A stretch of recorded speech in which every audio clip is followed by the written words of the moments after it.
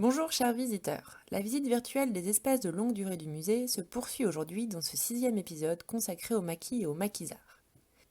En février 1943, le régime de Vichy met en place le service du travail obligatoire, afin de remplacer le système de la relève que nous avons vu dans l'épisode précédent, qui lui était basé sur le volontariat, et qui se révèle être un échec.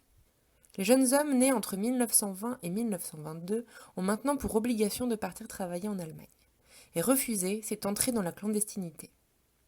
Ceux qu'on appelle désormais les réfractaires ne peuvent plus vivre chez eux, ni au sein de leurs familles proches. Une masse de jeunes alors illégaux cherche refuge hors des villes, et va rapidement rejoindre et enrichir les maquis. Mais alors, comment transformer ces réfractaires en résistants conscients, puis en combattants? Les premiers maquis sont installés dans le Vercors par le mouvement franc-tireur. Ils sont d'abord des refuges pour les illégaux, les réfractaires au STO ou encore les résistants politiques menacés par la police de Vichy. À la fin de l'hiver 1942-1943, 9 camps sont alors installés dans le massif.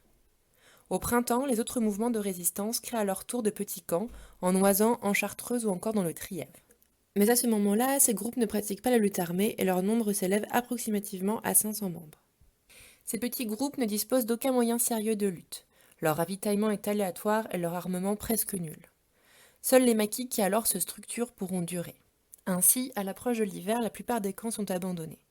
En effet, les énergies étaient là, mais les moyens faisaient cruellement défaut. Les maquis sont donc majoritairement éteints fin 1943 pour mieux renaître au printemps 1944, alors que les rumeurs de débarquement se répandent.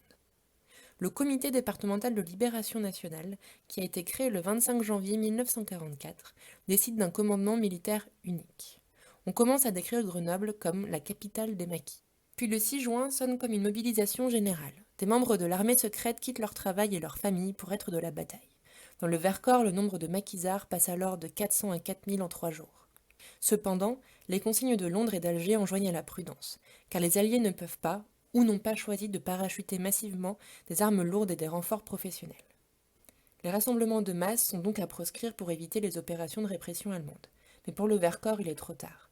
Le massif est devenu un piège qui se referme le 23 juillet. Le 15 août, les Alliés débarquent en Provence et le rapport de force bascule enfin. Les Allemands sont alors désormais sous la pression des Alliés et des maquis. Merci beaucoup pour votre écoute et à bientôt pour la suite.